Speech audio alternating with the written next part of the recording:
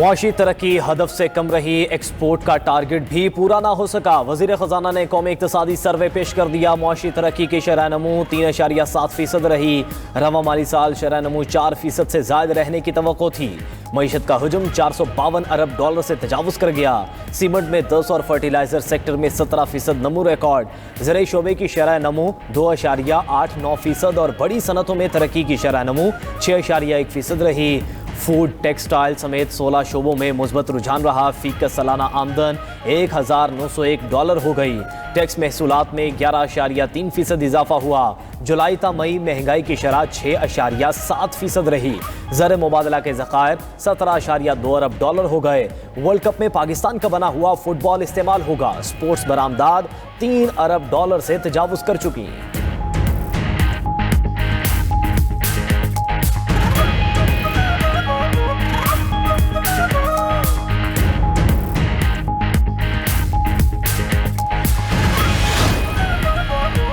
माली खसारा कम होकर 3.7% GDP की सतह पर आ गया। वजीर खजाना मोहम्मद औरंगजेब ने कहा कि 22 में से 16 सनती शोबों ने मुस्बत नमू हासिल की। जुलाई तमाही ओवरसीज पाकिस्तानियों ने $33.9 अरब की रिकॉर्ड तरसीलात ज़र भिजवाई। फ्रीलांसर्स की बरामदात $90 करोड़ तक पहुँच गई। जुलाई से मार्च के दौरान करंट अकाउंट $72 करोड़ सरप्लस रहा। खुराक, टेक्सटाइल, पेट्रोलियम, ऑटोमोबाइल और बरक़ी आलात के शोबों में नुमाया बेहतरी देखी गई। ऑटोमोबाइल्स की फरोख्त 31% बढ़ी। मोबाइल फोन्स की तलब में 9% इजाफा रिकॉर्ड किया गया। मैन्युफैक्चरिंग की शरह नमू गुज़िश्ता 4 बरस की बुलंद तरीन सतह पर पहुँच गई। वज़ीर ख़जाना ने कहा कि अंदरूनी और बैरूनी चैलेंजेस के बावजूद मुल्की मईशत ने बेहतर कारकर्दगी दिखाई। आलमी सतह पर पेट्रोलियम मसनूआत की कीमतों में इजाफे से महंगाई बढ़ी।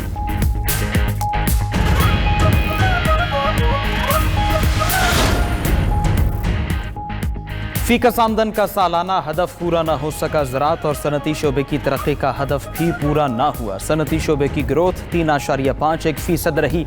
हदफ 4.3% था। बिजली, गैस, वाटर सप्लाई सेक्टर में ग्रोथ मनफी 10.63% रही। हदफ 3.5% था। खिदमात के शोबे की शरह नमो 4.09% रही। हदफ 4% था। रियल स्टेट शोबे में शरह नमो 3.63% रही। हदफ 4.2% था। रियल स्टेट, होटल्स, रेस्टोरेंट्स, माहीगिरी और मैन्युफैक्चरिंग सेक्टर की ग्रोथ के अहदाफ ही हासिल न हो सके। तालीम के शोबे की ग्रोथ 5.23% रही। हदफ 4.5% था। सेहत, समाजी सरगर्मियों की शरह नमो 6.86% रही। तरक्की T20 नहीं, टेस्ट मैच का नाम है। पाकिस्तान के तरक्की ना करने की वजह पॉलिसियों में दम तसलसल है। विफाकी वज़ीर एहसन इकबाल की press conference. Chairman FBR Rashid Langrial ने कहा, साल 2026-25 के दौरान टैक्स वसूलियों में नुमाया इजाफा हुआ। एक्सचेंज रेट बेहतर हो तो सेल्स टैक्स कम हो सकता है। FBR से सिफारिशी कल्चर के खात्मे पर वज़ीर आज़म और क़यादत को सराहते हैं।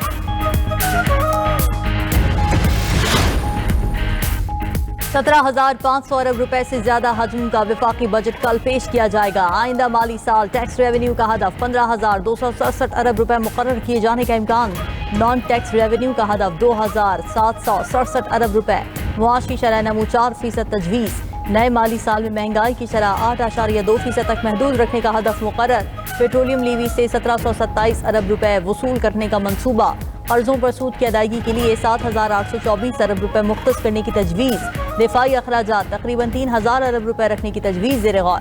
आइंदा माली साल तजारती खसारा $37 अरब से तजावुज़ करने का खदशा। ज़रई शोबे की तरक्की का हदफ 3.8%। सनती शोबा 4% बढ़ने की तवक्को। ज़रई शोबे में 4 लाख नई मुलाजमतें पैदा करने का मनसूबा तैयार। ज़राए के मुताबिक विफाकी और सूबे तरक्याती बजट में 1,046 अरब रुपए की बचत करेंगे। बजट में तनख्वाहदार तबके के लिए बड़े रिलीफ पैकेज पर गौर जारी। विफाकी काबीना का इजलास कल तलब कर लिया गया। वज़ीर आज़म की ज़ेर सदारत काबीना कौमी बजट की मंजूरी देगी। ट्रंप का ज़राअत ईरान पर ताकतवर हमलों का ऐलान। सोशल पर अमरीकी सदर ने अपने बयान में कहा, ईरानी बहरिया और फ़ज़ाइया ख़त्म हो चुकी। इंतहाई ताकतवर हमले करेंगे। किसी भी वक्त जजीरा खर्क पर कब्जा कर लेंगे। ईरान की तेल और गैस की मार्केट पर हमारी इजारादारी होगी। बिल्कुल वैसा करेंगे जैसा हमने वेनेजुएला में किया। ईरान की तमाम दिफाई सलाहियतें ख़त्म हो चुकी हैं। ईरान जब चाहे सफ़ेद झंडा लहराकर हथियार डाल सकता है। नाउमीद नहीं, ईरान से तारीख़ का सबसे बड़ा मुआहदा हो सकता है।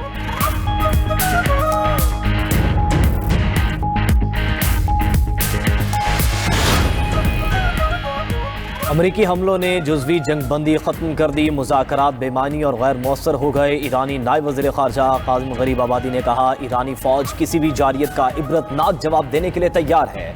अमरीका और इसके सहूलतकार संगीन नताइज के ज़िम्मेदार होंगे।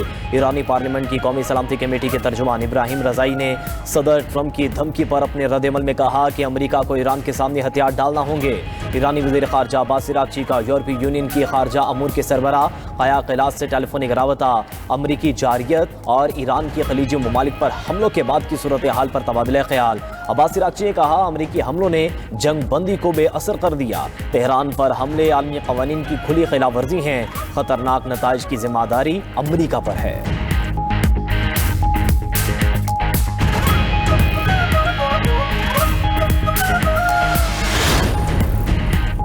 सऊदी अरब का पाकिस्तान और कतर की सालिसी में मुज़ाकरात बहाली का मुतालबा। सऊदी वज़ारत ख़ारिजा ने कहा कि हमले खित्ते में तनाव और कशीदगी को बढ़ा रहे हैं। अमरीका और ईरान मुज़ाकरात की मेज़ पर वापस आएँ। सऊदी अरब का खित्ते में अमन व अमान और इस्तेहकाम की बहाली के लिए सिफारती कोशिशों पर जोर। तुर्किया का भी ईरान और अमरीका को मुज़ाकरात बहाल करने का मशवरा। तुर्क वज़ीर ख़ारिजा ने कहा कि ईरान अमरीका कशीदगी से बचने के लिए हमले बंद करके मुज़ाकरात की मेज़ पर वापस आएँ। अमन मुआहदे के लिए जारी कोशिशों को मंतकी अंजाम तक पहुँचाएँ।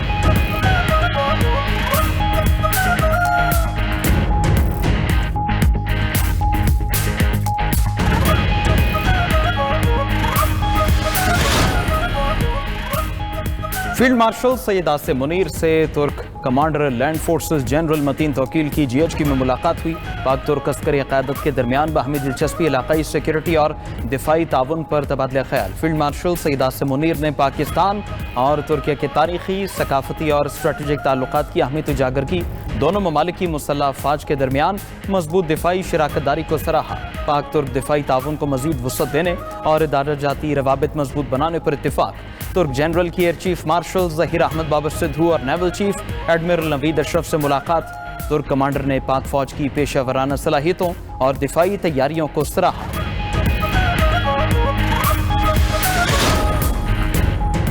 बजट से कबल MKM अपने मुतालिबात की मंजूरी के लिए मुतहरिक। वज़ीर आज़म शहबाज शरीफ और MKM वफ़द के दरमियान आज अहम मुलाकात का इम्कान। ज़राए के मुताबिक वज़ीर आज़म से मुलाकात से कबल MKM वफ़द की हुकूमती टीम से अहम मुशावरत। मुलाकात में नायब वज़ीर आज़म इसहाक़ डार, राना सनाउल्लाह, खालिद मकबूल सिद्दीकी, फारूक सत्तार, अमीनुल हक समेत दीगर शरीक हुए। MKM क़यादत ने शैडो बजट हुकूमती टीम के हवाले किया। MKM का 28वीं तरमीम लाने के टाइम फ्रेम और सिंध की गवर्नरशिप वापस देने का मुतालबा। हुकूमती वफ़द की MKM के मुतालिबात वज़ीर आज़म के सामने रखने की यकीन दहानी।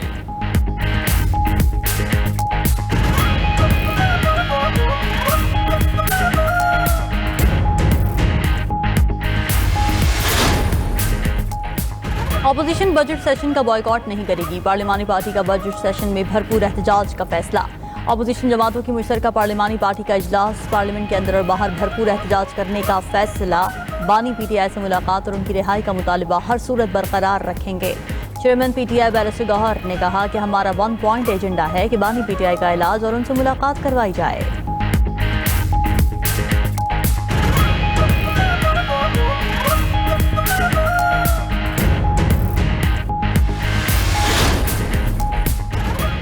बैरिस्टर गौहर का स्पीकर कौमी असम्बली से बानी PTI से मुलाकात कराने के लिए रूलिंग देने का मुतालबा। चेयरमैन PTI ने कौमी असम्बली के इजलास में कहा कि हमने बारहा कहा बानी PTI से मुलाकात कराई जाए ताकि हिदायत ले सकें। गुज़श्ता 34 हफ्तों से हमारी मुलाकात बानी PTI से नहीं कराई गई। आप हमारे तहफ़्फ़ुज़ात सुने, हमारी आवाज़ न दबाएं।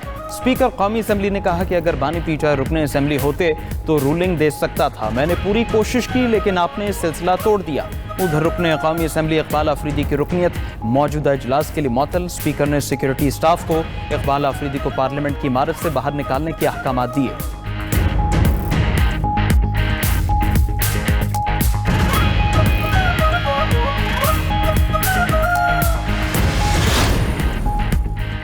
बानी PTI कानूनी अमल के तहत कैद में हैं। लीडर की रिहाई के लिए एहतजाज ज़रूर करें लेकिन इदारे को बेतौकीर ना किया जाए। वज़ीर दिफा ख्वाजा आसिफ का कौमी असम्बली के इजलास में इज़हार ख्याल। कहा कि PTI ने किसी मुल्की मसले या कानून साजी में हिस्सा नहीं लिया, ये सिर्फ एक शख्स के लिए सब कुछ करते रहे। आसिफ अली जरदारी, नवाज शरीफ, शहबाज शरीफ, मरियम नवाज और बाकियों ने सजाएं काटी। हमने सिस्टम और ऐवान के तकद्दुस को दाव पर नहीं लगाया। नवाज शरीफ के साथ जो कुछ हुआ उसमें नहीं जाना चाहता। हम अदालतें समेत मुख्तलिफ फोर्सेस इस्तेमाल करते रहे।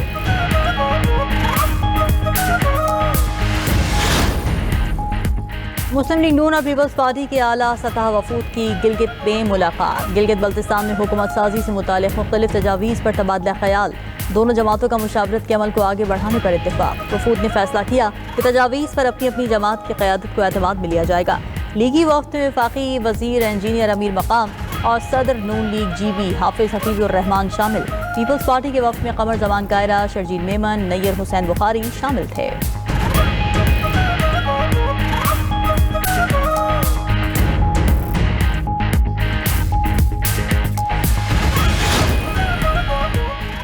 वज़ीर आज़म शहबाज शरीफ का बानी PTI के खिलाफ हरजाना केस सुप्रीम कोर्ट ने बानी PTI का हक़ दिफा बहाल कर दिया। सुप्रीम कोर्ट ने बानी PTI का हक़ दिफा बहाल करने की नज़रसानी अपील 2 जजेस की अक्सरियत से मंजूर कर ली।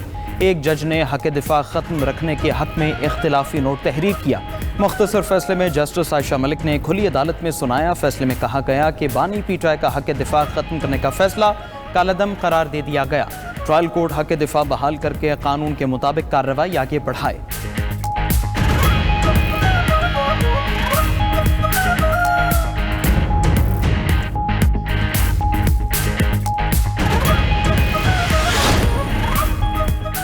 सुप्रीम जुडिशल काउंसिल ने जजेस के खिलाफ दायर 10 शिकायत खारिज कर दी। खारिज की गई शिकायत सुप्रीम जुडिशल काउंसिल के अरकान के खिलाफ थीं। चीफ जस्टिस की ज़ेर सदारत सुप्रीम जुडिशल काउंसिल का अहम इजलास। सुप्रीम जुडिशल काउंसिल का जजेस के ज़ाब्ता अखलाक में भी तरमीम का फैसला। इजलास में सुप्रीम जुडिशल काउंसिल के रूल्स में भी तरमीम पर गौर किया गया। ज़राए के मुताबिक जजेस ज़ाब्ता अखलाक और रूल्स में तरमीम का मामला आइंदा इजलास तक मुअख्खर कर दिया गया।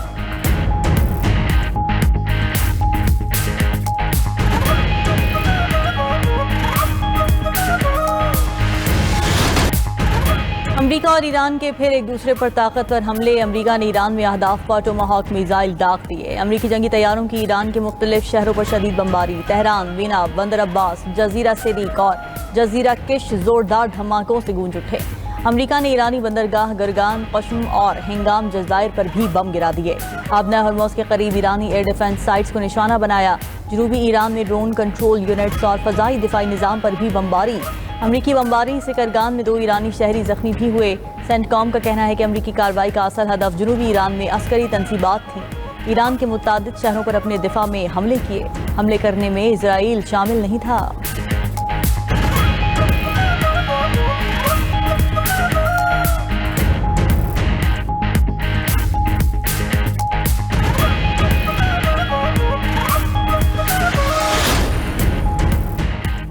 ईरान की तरफ से अमरीकी जारियत का भरपूर जवाब। आबना हरमुज़ में अमरीकी बहरी जहाज़ों पर मिसाइल और ड्रोन दाग दिए। इराकी शहर अरबिल में अमरीकी फौजी बेस को मिसाइलों से निशाना बनाया। बहरीन और कुवैत में अमरीकी फौजी अड्डों समेत 18 अहदाफ पर मिसाइल फायर किए गए।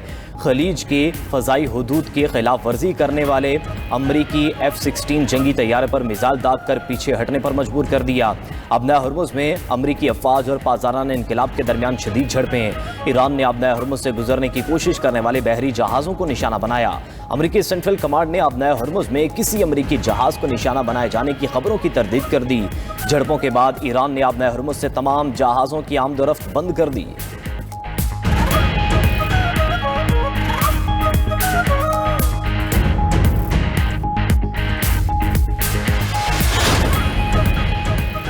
वज़ीर ख़ारजा इसहाक डार और तुर्क वज़ीर ख़ारजा हकान फ़िदान का टेलीफोनिक राबता। दोनों रहनुमाओं का खित्ते की बदलती सूरत हाल पर तबादला ख्याल। मिस्री वज़ीर ख़ारजा बदर अब्दुल आती का भी इसहाक डार से टेलीफोनिक राबता। इलाक़ाई सूरत हाल पर तबादला ख्याल। मुज़ाकरात और तहम्मुल की अहमियत पर जोर दिया। पाकिस्तान का मशरिक़ वुस्ता में कशीदगी पर तशवीश का इजहार। तर्जुमान दफ्तर ख़ारजा ने कहा, फ़रीक़ैन कशीदगी से बचें और तहम्मुल का मुज़ाहरा करें। पाकिस्तान ने आज़ाद कश्मीर से मुतल्लिक़ भारतीय इल्ज़ामात को मुस्तरद कर दिया। 8 दहाइयों से कश्मीरी भारतीय मुजालिम का शिकार हैं। कश्मीर आलमी सतह पर तस्लीम शुदा तनाज़ा है। पाकिस्तान मसला कश्मीर का हल चाहता है।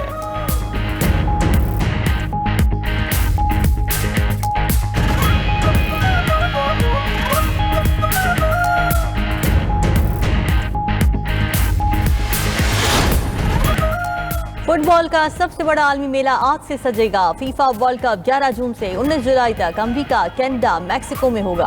48 टीम्स टाइटल के हुसूल के लिए मैदान में उतरेंगी। 16 शहरों में 104 मैचेस खेले जाएंगे। इवेंट के लिए 12 ग्रुप, हर ग्रुप में 4 टीम्स आपस में मैच खेलेंगी। हर ग्रुप से 2 टॉप टीम्स अगले मरहले के लिए क्वालिफाई करेंगी। इवेंट का फाइनल 19 जुलाई को होगा। नए आलमी चैंपियन का फैसला होगा। मेजबान तीनों ममालिक में अलग अलग इफ्तिताही तकारीब मुनक़िद होंगी। गुलकारा शकीरा और बर्ना बॉयज समेत मुतादिद मकामी और बैनुल अक़वामी फनकार फीफा वर्ल्ड कप के ऑफिशियल गीत पर परफॉर्म करेंगे।